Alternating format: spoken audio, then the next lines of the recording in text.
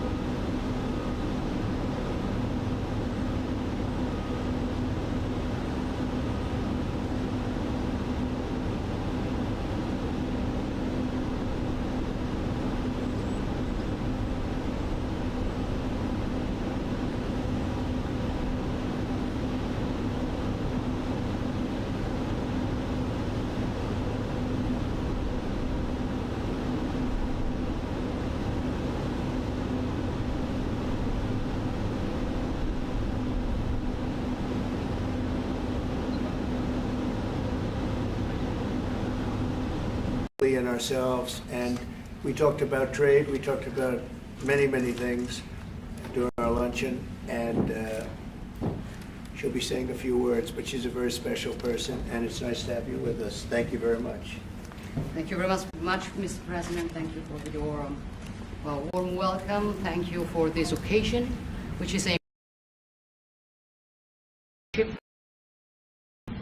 today is April 17, and April 17 marks the anniversary of the agreement that allowed Cristoforo Colombo to make his trip.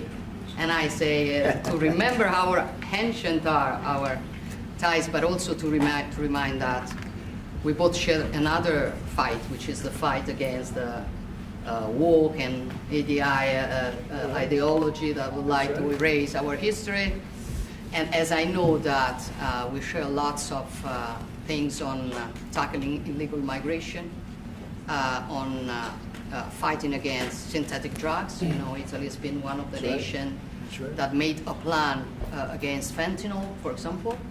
But we have been talking about many bilateral topics and things that we can do together, about defense, about economic economy, about space, about energy. Italy will have to increase its LNG imports, and also nuclear that we are trying to develop. I think there can be ways to work together, and the Italian enterprises will invest, as they've been doing for many years, as you know, in the next years, I think around 10 billion. That shows how interconnected our economies are. And that's very important, Mr. President. It's not only about Italy, it's about the entire Europe. The exchange between us is a very big one. Investments, trade, it's a topic that we are discussing in this week. But at the end of the day, look, somebody calls me, I was saying it before, such a Western nationalism. I don't know if it is the right word, but I know that when I speak about West, mainly I don't speak about a geographical space. I speak about a civilization. And I want to make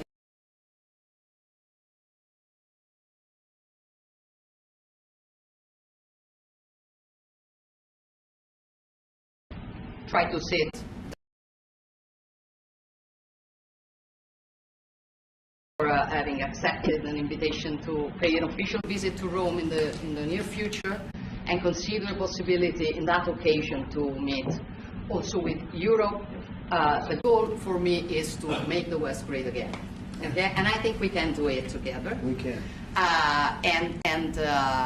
We will keep on work on that. I'm going to close. I want to say only, I'm proud of sitting here as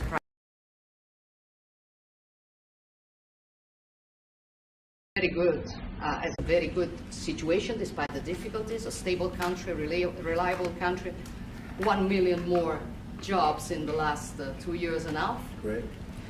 Inflation is going down, so you forgive me if I promote a bit my country, but you're a businessman and you understand me. So migration flows going down 60%. Ukraine, I will close. Together we've been defending the freedom of Ukraine. Together we can build a just and lasting peace. We support your efforts, Donald. Good.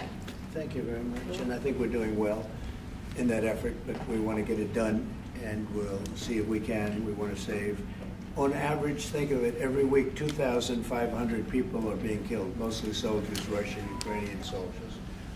And if we can save those lives, that would be a very good thing. And so we'll see what we can do. I think we're getting close, but we'll let you know very soon. And you've been very helpful. I appreciate it. Thank you. Any questions? Mr. President, on Jerome Powell. Mr. President, how much longer does Vladimir Putin have to respond to your ceasefire proposal before you put secondary tariffs or sanctions on Russia? We'll see what that will be. We're going to be hearing from them this week, very shortly, actually. And we'll see, but we want it to stop. We want the death and the killing to stop. Mr. President, on Jerome Powell, you said that the termination of Jerome Powell cannot come fast enough. He says he won't leave even if you ask him to. Do you believe you have? If I ask him to, he'll be out of there. But do you believe you have the I don't power think to he's- remove I don't him? think And are you he's- trying to do that? I don't think he's doing the job. He's too late, always too late, a little slow, and I'm not happy with him. I let him know it, and if I want him out, he'll be out of there real fast, believe me. Will you remove him? Are you trying to remove him? Go ahead, please.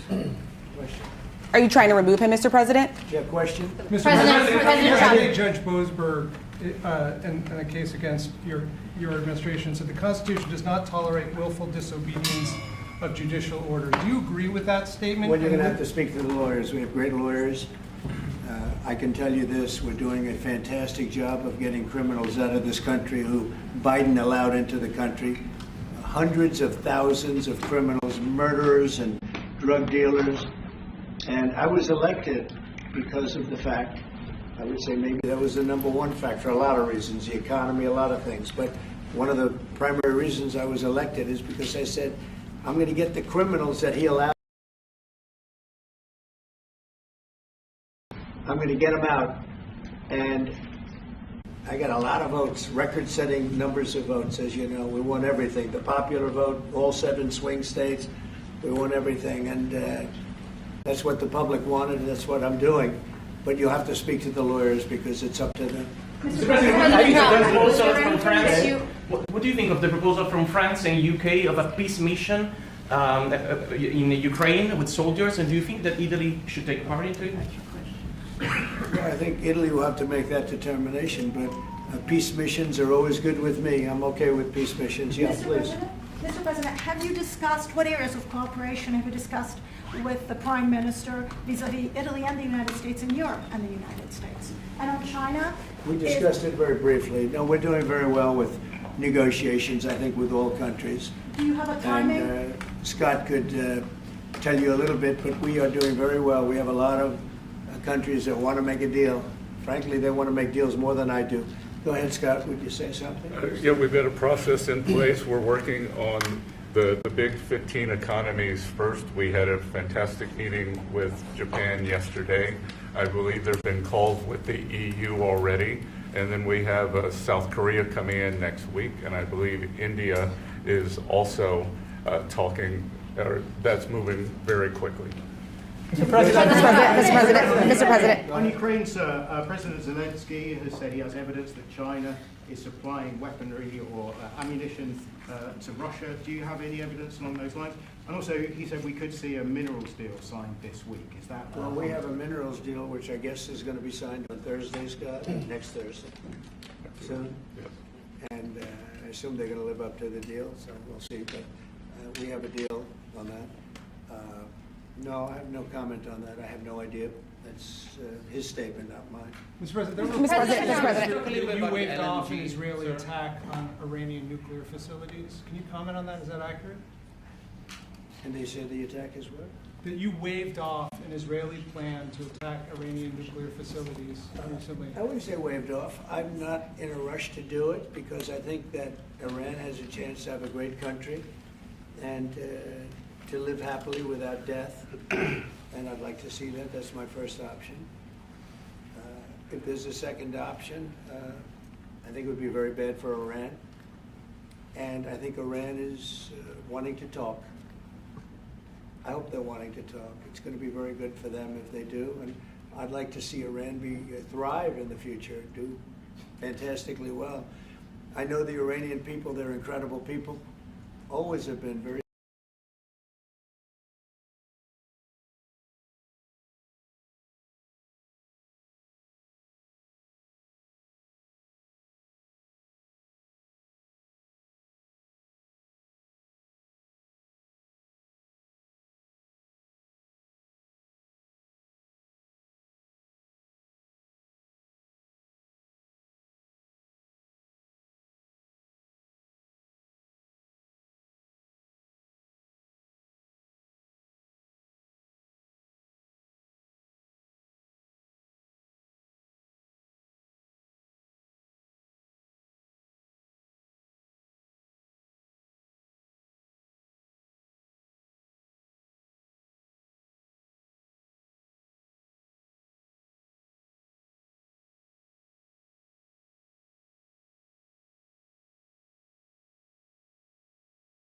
made by the. But no, I'd like to see Iran thrive.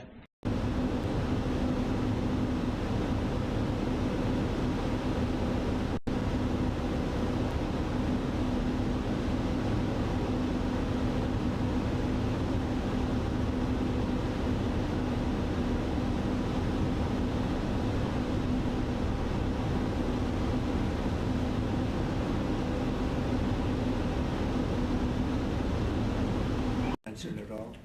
Mr. President, if we're hold you in contempt, will you take steps to return Kilmar Abrego Garcia to the United States and put him in front of a judge?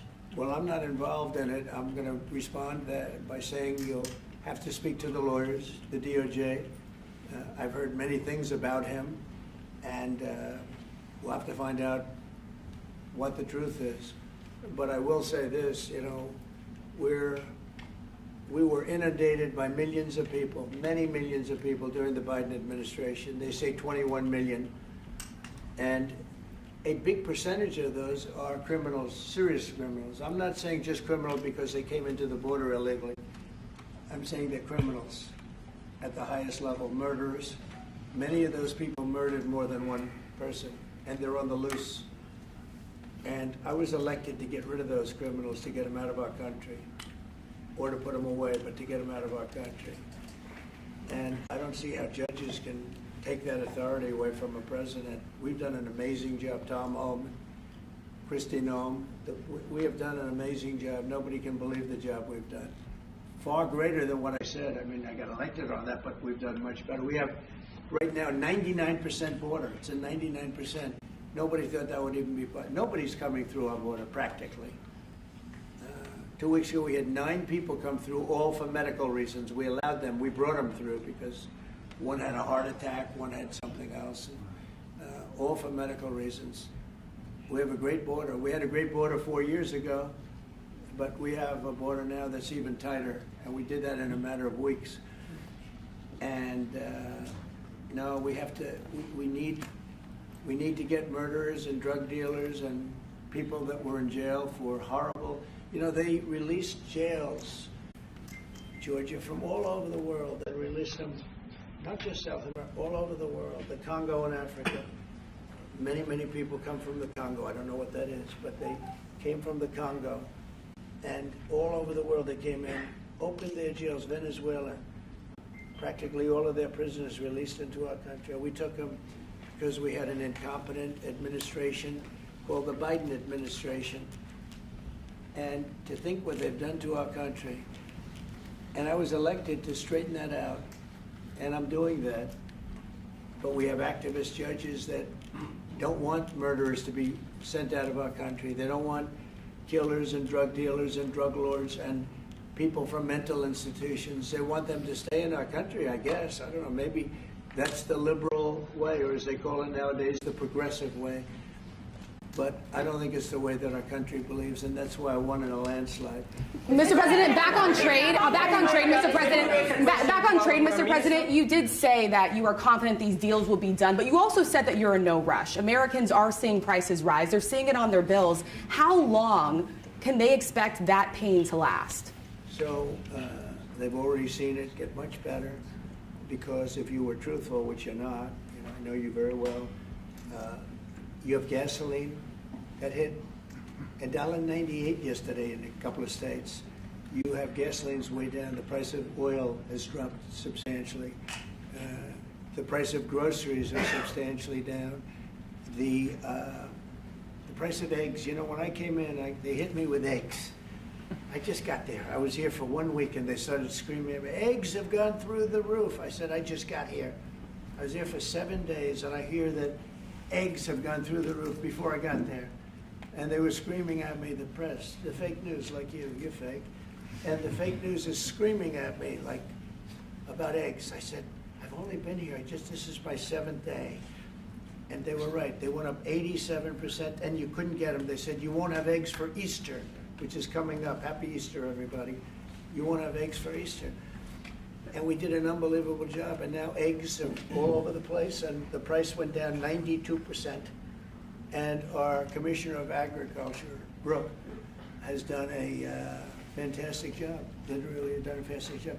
So prices haven't gone up. The only thing that's gone up actually is interest rates, because we have a Federal Reserve Chairman that is playing politics.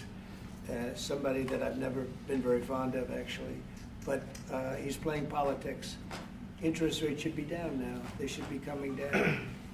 In Europe, as you know, they reduced them, I guess 7 times. It looks like they're going to reduce them again and again and again. But our guy wants to play cute. But interest rates are pretty much even. Maybe they went up just a slight bit, but that's the only thing. But that's because of the Federal Reserve, because they're not very smart people. Do you regret can you clarify? Do you regret nominating him, President? Do you regret nominating him, Jerome Powell? Look, in the first 4 years, we had the greatest economy in the history of our country. The stock market went up 88 points. I think he's terrible, but I can't complain because we had the most successful administration economically in the history of our country. I think we're going to do even better this time because you will see that the numbers that we're taking in are astronomical. We're taking in tremendous amounts of money with the tariffs. We were treated very unfairly on trade, and countries are having a hard time getting used to the fact that they can't do that to us anymore because we have a real president. We have a president that understands what it's all about. We had presidents that, in some cases, were smart, but they didn't understand business, or they didn't like business, or it wasn't like a priority. And then you had like the last administration, the only thing they were good at was cheating in elections. That's about all they could do. They couldn't do anything. They were useless. They were incompetent. Worst administration in the history of our country. Worse than Jimmy Carter. Jimmy Carter died a happy man. You know why? Because he wasn't the worst president. Joe Biden was. So I think you're going to see some fantastic numbers when this all happens. It's happening now. I mean, everybody wants to make a deal. And if they don't want to make a deal, we'll make the deal for them. Because that's what's going to happen. We're just saying this is what it is. But we want to listen to everybody. Italian question. I think I can say for Scott and the other people that are working on it that we're listening and we're going to be very fair to people. But, we're the one that really sets the deal. And that's what we'll be doing. Mr. President, a question to our Prime Minister. Oh, you have a great Prime Minister. You're Yeah. so lucky. Yes. In italiano? Yes. Can we? Ok. Presidente Meloni, volevo sapere cosa pensava del fatto che il Presidente Trump ha considerato responsabile Zelensky della guerra in Ucraina e poi se avete parlato delle spese militari e qual è il limite massimo a cui ha detto che può arrivare l'Italia, le percentuali delle spese militari. Abbiamo parlato dei limiti massimi a cui può arrivare l'Italia, abbiamo parlato del fatto che l'Italia sta mantenendo i suoi impegni perché arriverà al prossimo vertice della NATO con il 2% che era già previsto, che è stato sottoscritto dai governi precedenti, perché siamo una nazione seria, ma non abbiamo parlato poi di quanto vada aumentata questa percentuale, anche se siamo ovviamente consapevoli che il tema della difesa sia un tema particolarmente importante di questo tempo. Per quello che riguarda la guerra in Ucraina, lei sa come la penso che ci sia chiaramente ci sia stata un'invasione e che l'invasore da quel punto di vista fosse Putin e la Russia, ma non è questo che oggi quello che rivela il fatto che insieme vogliamo lavorare, stiamo lavorando per cercare di arrivare in Ucraina a una pace che possa essere giusta e duratura. Penso che questi siano gli sforzi sui quali condividiamo il nostro lavoro, abbiamo condiviso anche oggi il nostro lavoro.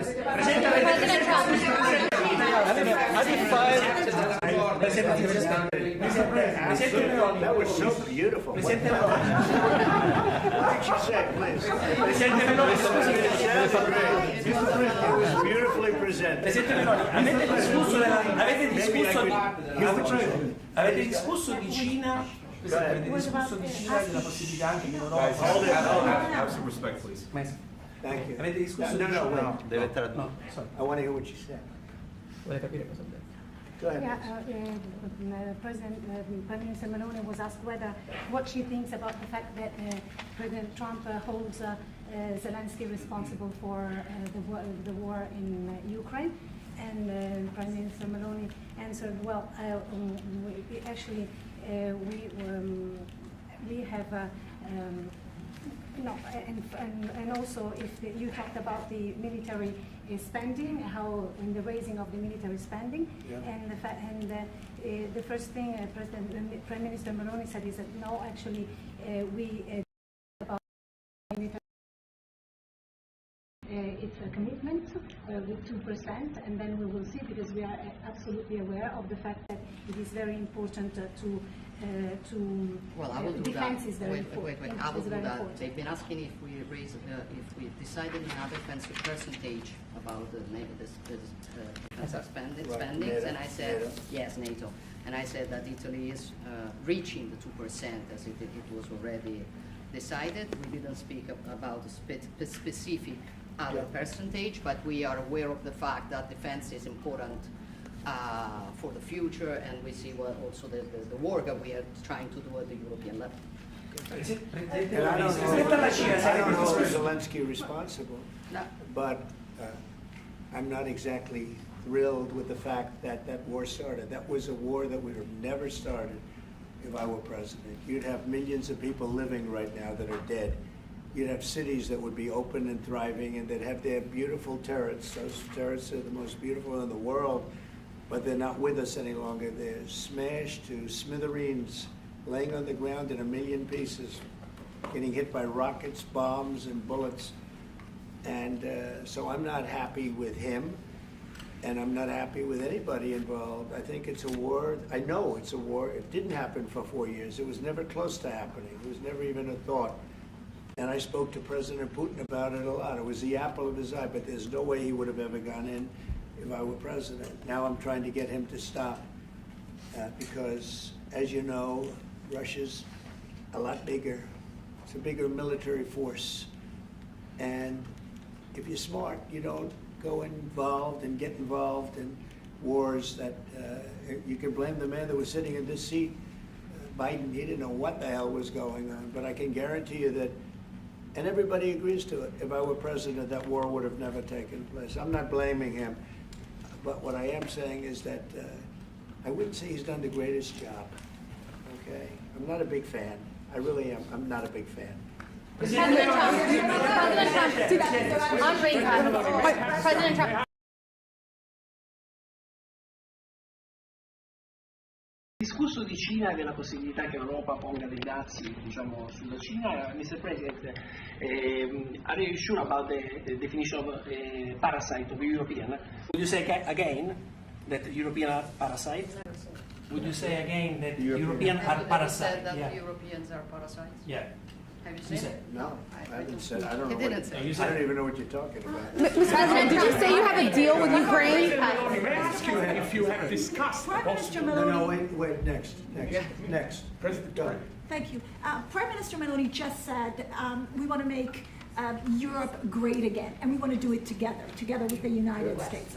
Did you, I guess that's what you said, Mr. Prime Minister, how are you going to do that? And are you looking to do it to counter China, who is really trying to gather influence against the United States with the help of a disjointed Europe? I hope that Europe is going to be great again. Europe is going through a lot of problems, and a lot of it's having to do with immigration. And I'm not a big fan of Europe and what they've done with immigration at all.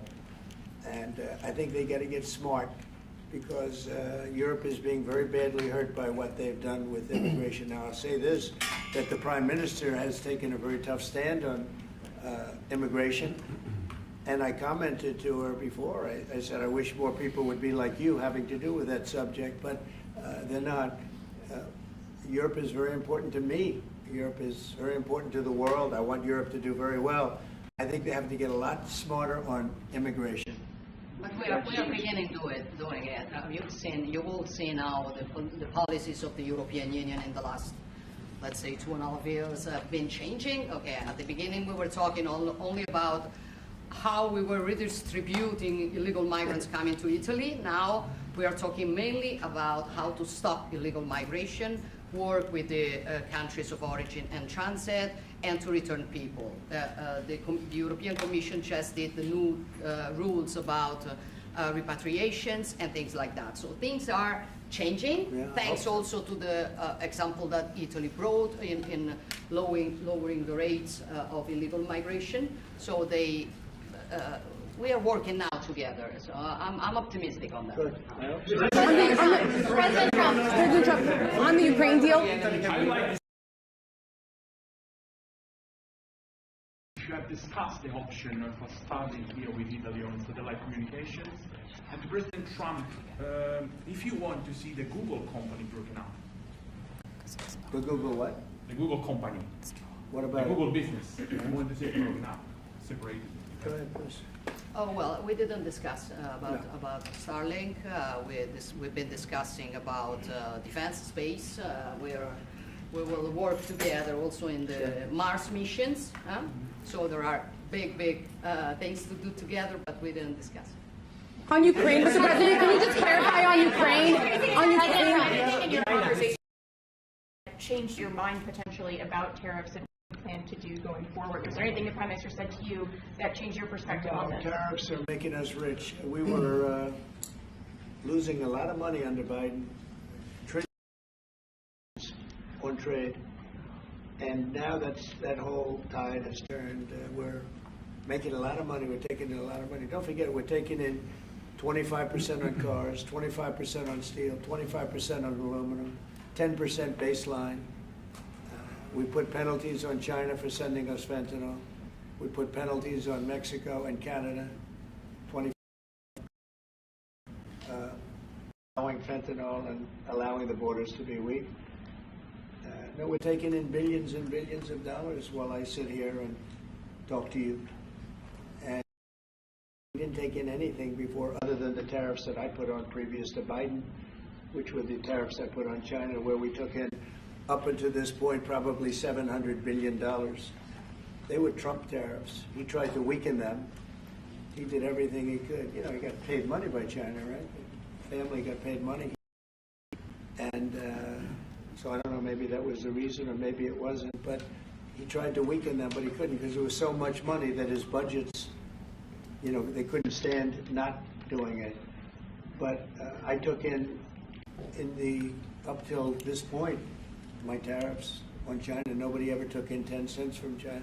No other president took in 10 cents. I took in more than $700 billion from China. So we're doing very well. I mean, our is doing very well. They had a bad report today from one of the healthcare companies that had an impact on the stock market. But this isn't about that. This is really, we're building a base. We're building a country like no other.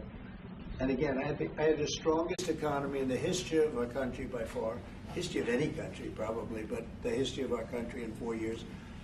And I think this has a chance to be much better. Can you just clarify on the mineral deal? Will that be signed? Here at the White House with Ukraine on Thursday. Will President Zelensky be coming here for that? I don't know exactly. I'm going to leave that to Scott. What do you think? Where would it be signed and when?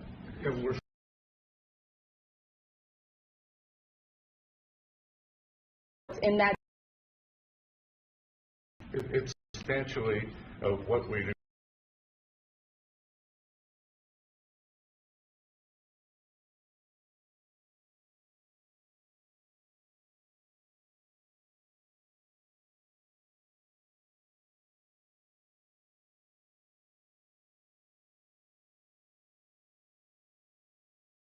Firing if he doesn't change his stance on rate cuts?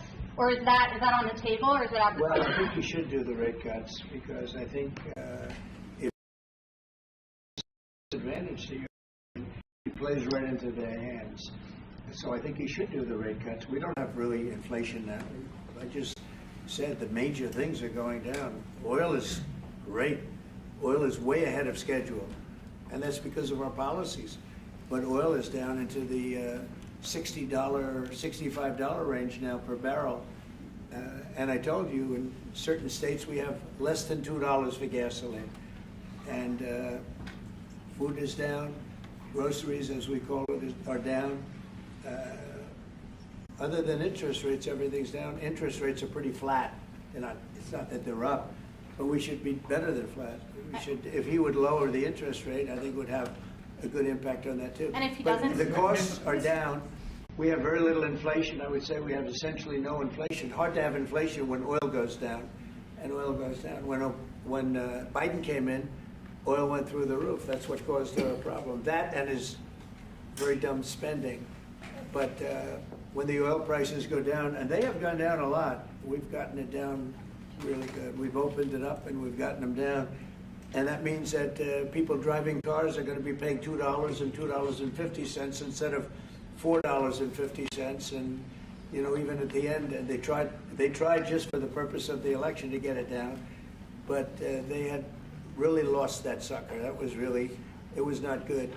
But if they had won, oil right now would be at $7 or $8 because of their policy, and we're going to be at about $2. Could be even a little bit less than that, and you're starting to see it. So I don't know how you can have inflation when oil has come down quite a bit, and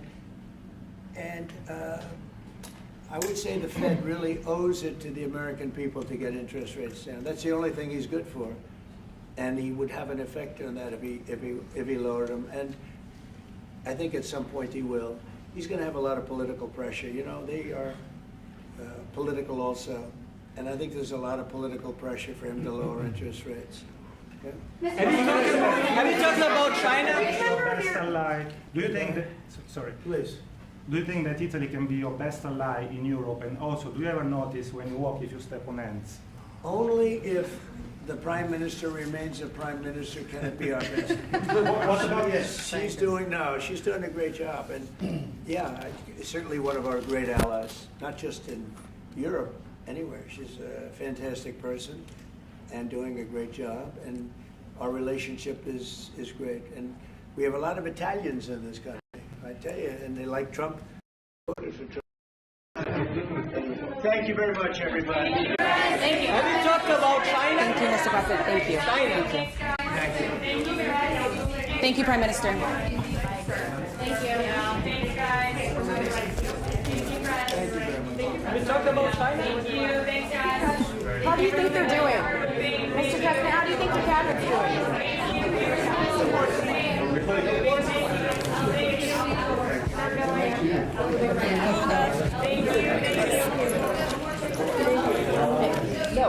Thank you. Thank you. Thank you. Hi, Carolyn.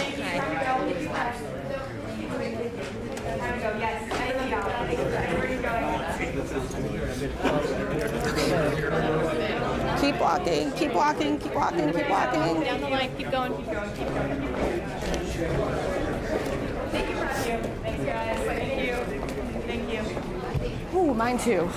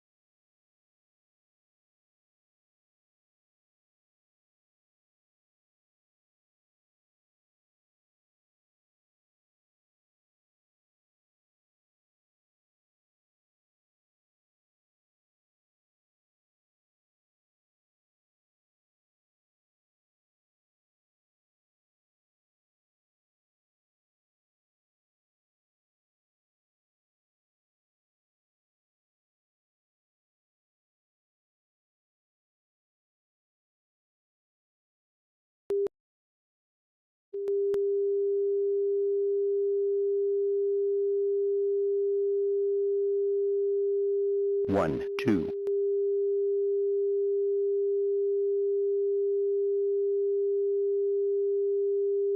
One, two.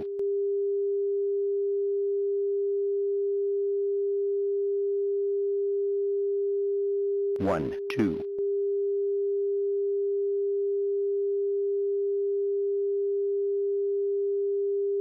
One, two.